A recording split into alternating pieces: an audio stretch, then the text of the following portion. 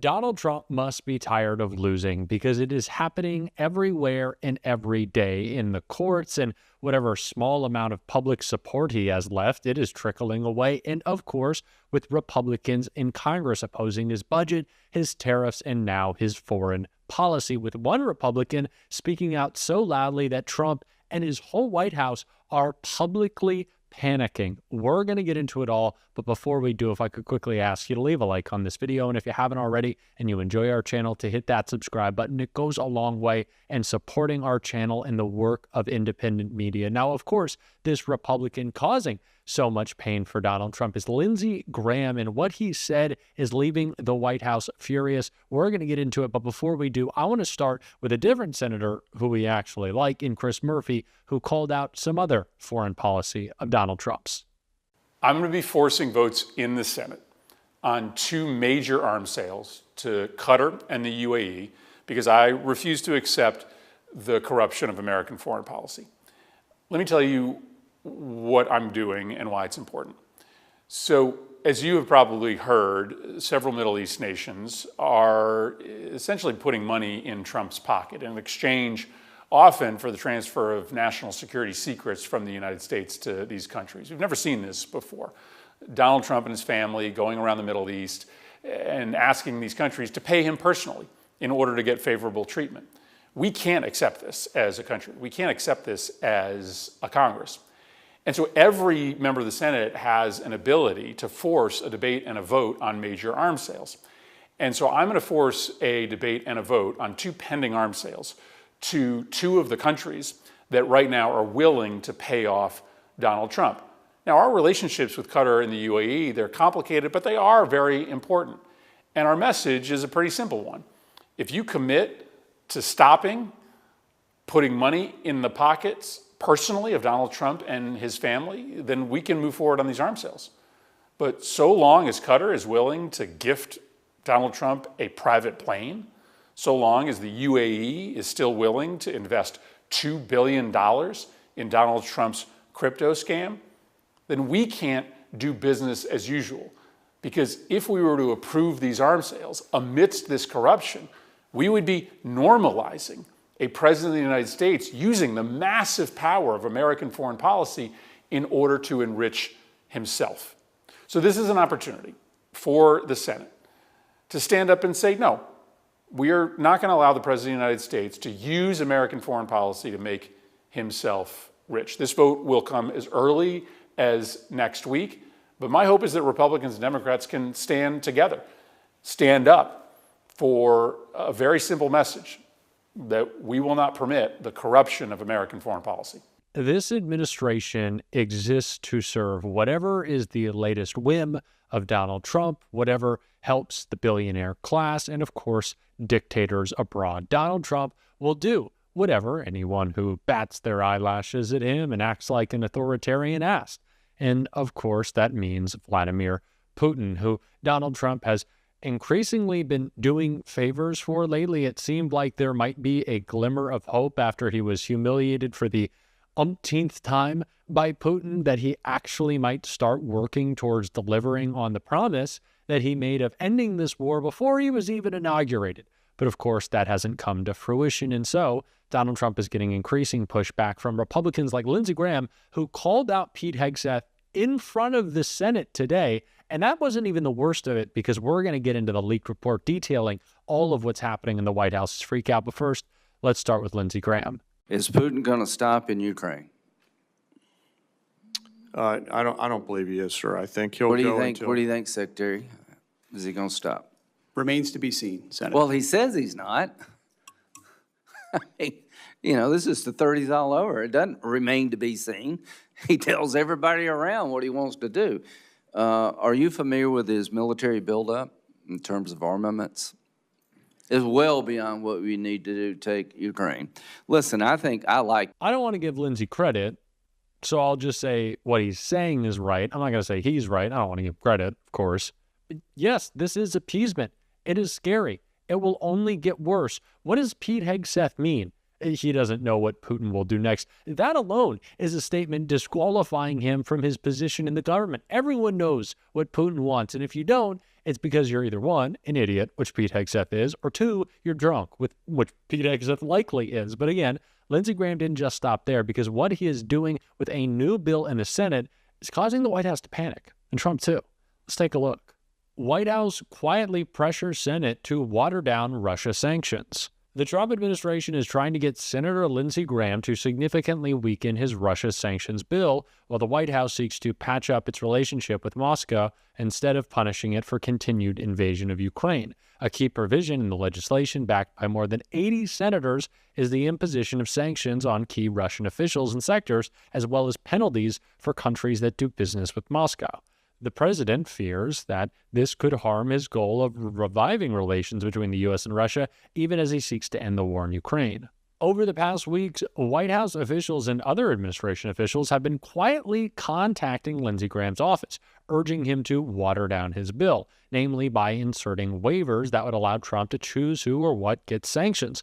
Congressional aides said another way to weaken the legislation would be to turn the word shall into may wherever it appears in the bill's text, removing the mandatory nature of the prescribed reprimands, congressional aides have said. Any administration asks for changes to high-profile bills, often seeking language that gives the president more authority to make decisions instead of having foreign policy actions thrust upon them. But removing the mandatory nature of the sanctions would render Graham's bill toothless, the staffer said, noting that Trump already has the ability to impose sanctions at will. But the staunch ally in Graham hasn't publicly endorsed the changes that Trump's and his administration has privately pushed to make. I feel good about it. We're working with the White House and our Democratic colleagues and the House, Graham said on Thursday, adding that the measure was still moving forward. He declined to comment further. Trump, speaking in the Oval Office on Thursday, told reporters the bill shouldn't move forward without his express approval. No, I think the bill should move forward. I think the bill should absolutely move forward because you're doing nothing. You're bending to the will of Putin because you're weak and you're ineffective. And just because you roll out the red carpet of tanks doesn't mean you're strong. Just because you pretend to be a dictator doesn't mean you're powerful. Just because you attack protesters in LA doesn't mean you can control them and suppress our voices. Your birthday will not be yours. It will be ours. It will be our day. No King's Day to stand up to you, Donald, because you are not a president. You are weak. You are a wannabe dictator, and we don't put up with that here. We don't put up with the kings. We don't put up with the nonsense. And also, I have given him too much credit in this video. Maybe not too much credit, but I don't want to give Lindsey Graham any credit. So I think it is important to talk about who is running against Lindsey Graham and his Senate race. That is Dr. Annie Andrews. She appeared on MSNBC recently. I want you all to hear more about her and this race. So let's take a look. This is a kid with cancer, one of the diseases the NIH doesn't have the funding to study anymore. And this is a kid who's been shot, which, despite being the #1 cause of death for children in America, is no longer classified as a public health crisis. And this kid, and there's really no other way to say this, is quite literally full of shit. And this is an adult who is also completely and unequivocally full of shit. Dr. Annie Andrews made a hard launch with that now viral campaign ad announcing her run to challenge South Carolina Senator Lindsey Graham in 2026. But the road ahead is unlikely to be easy. Graham was first elected to the Senate in 2002, and this week the Cook Political Report is marking his seat as safe for Republicans. Dr. Annie Andrews joins us now. Dr. Andrews, thanks so much. So, as you've just heard, this seat has been held by Republicans for decades. What makes you think you can flip it now?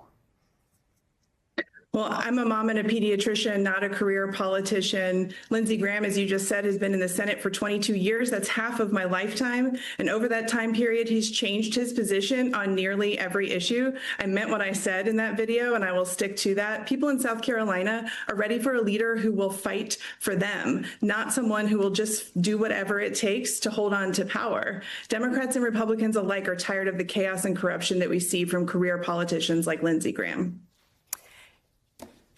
Doctor, you have a huge campaign fundraising void that you're going to have to fill to be competitive. Last time, Jamie Harrison raised around $100 million. It was the most expensive election, I believe, in South Carolina history. So you're going to have an astronomical amount of fundraising to do. But at the same time, Lindsey Graham is vulnerable. He is less popular. He's less popular than other Republicans.